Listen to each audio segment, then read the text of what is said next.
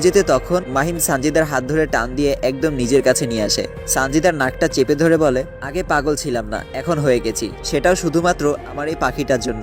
মাহিমের কথা শুনে সানজিদার মাথা নিচু করে বলে, এত বড় রিস্ক নেওয়া তোমার ঠিক হয়নি, আর কখনো এমন করবা না। মাহিম বলল, কি করব বলো, তুমি তো রাগ করে কল কেটে দিলে, তোমাকে কতগুলো কল দিলাম, রিসিভও করছিলে না, আর আমার এই অবুঝমন্ত দিশাহারা হয়ে গেছিল আমার পাগলিটার সাথে কথা বলতে, তাকে দেখতে। সানজিদা বলল, আমার খুব খিদে লেগেছিল, তাই খেতে চলে গিয়েছিলাম, তখন এতবার কল করলে কিভাবে রিসিভ করব। সানজিদার কথা শুনে মাহিম সানজিদাকে আরেকটু শক্ত করে জড়িয়ে ধরে বলে, তার মানে আমার কথায় তুমি রাগ করোনি, তাই তো? সানজিদা জোর করে নিজেকে মাহিমের থেকে ছাড়িয়ে নিয়ে বলে, না। মাহিম খুশিতে গদগদ হয়ে যায়, সে আবেগ আহ্লাদে সানজিদাকে পেছন থেকে জড়িয়ে ধরে। মাহিমের ছোঁয়ায় সানজিদা চমকে ওঠে। সানজিদা বলে, কি করছো, ছাড়ো। মাহিম বলল, কেন ছাড়বো, আমি আমার বউকে ধরেছি, তোমার কি? হ্যাঁ। মাহিম সানজিদাকে এত শক্ত করে ধরে যে সানজিদার প্রায় দম বন্ধ হয়ে যাচ্ছিল। সানজিদার হার্টবিটটা দ্রুত চলতে থাকে, সারা শরীর থরথর করে কাঁপতে থাকে। মাহিম সানজিদা চুলে কিস করে বলে, I love you, I really love you my heart. তোমাকে কতটা ভালোবাসি বলে বোঝাতে পারবো না, কিন্তু তুমি জানো আমার প্রতিটা হৃদস্পন্দন চলে তোমার নামে, আমার সারাটা দিন কাটে তোমাকে ভেবে, আমার প্রতিটা দিন কাটে তোমাকে ভেবে। কখন রাত হবে, কখন তোমার সাথে কথা হবে, একটা মিনিট চলে না তুমিহীনা। মাহিম সানজিদার চুলগুলো একপাশে সরিয়ে দিয়ে সানজিদার গলায় একটা চুমু দেয়। এতে সানজিদা কেঁপে ওঠে, তার শরীর ফ্রিজড হয়ে যায়, তার দম যেন এখানেই থেমে যাবে পরম সুখে। মাহিম সানজিদার কাঁপুনি ফিল করতে পারে। সে সানজিদাকে আরো শক্ত করে জড়িয়ে ধরে বলে, কবে তুমি সারা জীবনের জন্য আমার ঘরে আসবে জান পাখি, আমি তো আর ধৈর্য ধরে রাখতে পারছি না। সানজিদা মাহিমের হাতের উপর হাত রেখে চুপ করে মাথা নিচু করে রাখে। মাহিম আবার বলে, এই হাট পাখি, কথা বলছো না কেন, বাসায় কথা বলবা বিয়েটা নিয়ে? সানজিদা বলল, আর 3 মাস পর আমার ফাইনাল এক্সাম, আগে এক্সাম শেষ হোক তারপর। মাহিম বলল, আরো 3 মাস? এতদিন কেমনে থাকবো, আমার তো 3টা দিনও যেতে চায় না, প্লিজ কথা বলি না বাসায়। মাহিম বলল, মাত্র তো 3টা মাস, এত অস্থির হওয়ার কি আছে, এতদিন যখন থাকতে পেরেছো তাহলে এই 3টা মাসও থাকতে পারবে। সানজিদার কথা শুনে মাহিম সানজিদাকে ছেড়ে দিয়ে একটু দূরে রাখা একটা চেয়ারে বসে, মুখটা একদম কালো করে ফেলে। সানজিদা বুঝতে পারছে মাহিম কষ্ট পেয়েছে। মাহিমকে এভাবে দেখে সানজিদারও ভালো লাগছে না। সানজিদা মাহিমের কাছে এসে বলে, আমার কথায় রাগ করেছো? মাহিম বলল, আমি রাগ করলেই কার কি, আমার কথা চিন্তা করার মতো কি কারো সময় আছে?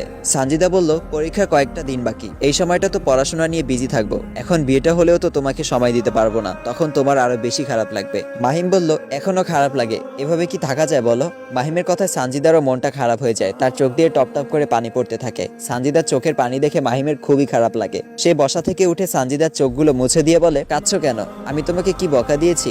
সানজিদা বলল, আমার জন্য তোমার অনেক কষ্ট হচ্ছে, সরি। সানজিদার এই সরি বলাটা যেন মাহিমের বুকের ভিতরে গিয়ে লাগে। মাহিম বলে, চুপ করো, আমার কোনো কষ্ট হচ্ছে না, আমার এই পাখিটার জন্য 3 মাস কেন, 3 জনম অপেক্ষা করতেও কোনো কষ্ট নেই, আমি হাসতে হাসতে সেই সময়টা কাটিয়ে দিব। মাহিমের কথায় সানজিদা মাহিমকে জড়িয়ে ধরে, মাহিমের বুকের সাথে একদম লেগে যায়। মাহিম আবার বলে, বেশ, এত ভালোবাসলে তো আর দূরে থাকা যায় না, আবার কাছে আসতেও দাও না, এ কেমন অত্যাচার। সানজিদা লজ্জায় মাথা তুলে তাকাতেও পারছে না। সে মাহিমকে আরো শক্ত করে জড়িয়ে ধরে বলে, এসব বাজে কথা কিভাবে বলো তুমি? মাহিম বলল, যা বাবা, বাজে কথা কোথায় বললাম, এগুলোকে রোমান্টিক কথা বলে, তুমি রোমান্টিকের কিছুই জানো না, তোমাকে দেখছি অনেক কিছু শেখাতে হবে, চিন্তা করো না, 3 মাস আমার জন্য যথেষ্ট, এই দিনগুলোতে সব শিখিয়ে দিব। সানজিদা বলল, আমার বয়েই গেছে তোমার কাছ থেকে এসব বাজে জিনিস শিখতে। ছাদে সানজিদা আর মাহিমের খুনসুটি ভালোবাসার মাঝে হঠাৎ করে বৃষ্টি শুরু হয়ে যায়। সানজিদা মাহিমকে ছেড়ে একটু দূরে দাঁড়িয়ে আকাশের দিকে তাকায়। মাহিম বলে, চলো বৃষ্টি আসছে। মাহিম সানজিদার হাত ধরে টান দিলে সানজিদা বললে, আমি ভিজবো। মাহিম বলে, ভিজবে মানে, এখন রাত, ভিজলে সর্দি লাগবে, চলো। সানজিদা বলল, না, একবার সর্দি লাগলে কিচ্ছু হবে না, কিন্তু আমি আজ ভিজবই, সাথে তুমিও ভিজবে। মাহিম বলল, মাথা খারাপ, তুমি ভিজো, আমি ভেতরে গেলাম। মাহিম সানজিদাকে রেখে দরজার কাছে দাঁড়ায়। সানজিদা ওড়নাটা কোমরে পেঁচিয়ে হাত দুটো শূন্য মেলে দেয়, ভিজতে থাকে।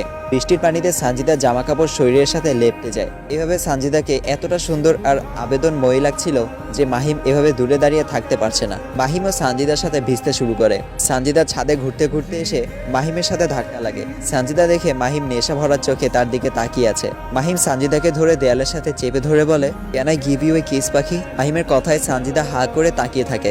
মাহিম সানজিদার নাকে নিজের নাক ঘষে বলে, নীরবতা কিন্তু সম্মতির লক্ষণ, আমি তাহলে? কথাটা বলে মাহিম সানজিদাকে একটা চোখ টিপি মারে। সানজিদা লজ্জায় মাথা নিচু করে ফেলে। মাহিম ধীরে ধীরে সানজিদার একদম কাছে চলে আসে, সানজিদার গাল দুহাত দিয়ে চেপে ধরে। সানজিদার চোখ দুটি বন্ধ করে মাহিমের টি শার্ট খামছে ধরে। মুহূর্তেই মাহিম সানজিদার ঠোঁটে ডুব দেয়। মাহিম কতক্ষণ সানজিদার ঠোঁটের নেশায় আসক্ত ছিল কেউ জানে না। মাহিম সানজিদাকে ছেড়ে দিলে দুজনেই হাঁপাতে থাকে। সানজিদা দেয়ালে পিঠ থেকে জোরে জোরে নিঃশ্বাস নিতে থাকে। এতক্ষণ বৃষ্টির পানিতে ভেজার কারণে দুজনেই কাঁপতে থাকে।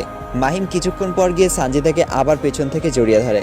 সানজিদার কানের কাছে মুখ নিয়ে বলে, থ্যাংক ইউ, জীবনের পরম সুখের পরশ দিয়েছো। সানজিদা বলল, তুমি এখন যাও, অনেক রাত হয়েছে। মাহিম বলল, আর একটু থাকি। সানজিদা বলল, প্লিজ এখন যাও, আমার ঠান্ডা লাগছে। মাহিম বলল, তোমার ঠান্ডা লাগছে আর আমার তো গরম লাগছে। এই বলেই মাহিম হাসতে থাকে। সানজিদা একটু রাগ হয়ে বলে, তুমি যাবে নাকি? মাহিম বলল, আচ্ছা ম্যাডাম, যাচ্ছি। ওফ, একটু শান্তিও দিল না। মাহিম সানজিদাকে ছেড়ে দিয়ে চলে যেতে গিয়েও আবার ফিরে আসে। সানজিদা কপালে একটা চুমু দিয়ে বলে, মনটা কেন যেন যেতে চাইছে না, ইচ্ছা করছে থেকে যাই। সানজিদা বলল, ঠিক আছে তাহলে থেকেই যাও। মাহিম বলল, সত্যি বলছো? সানজিদা বলল, না মিথ্যা বলেছি। মাহিম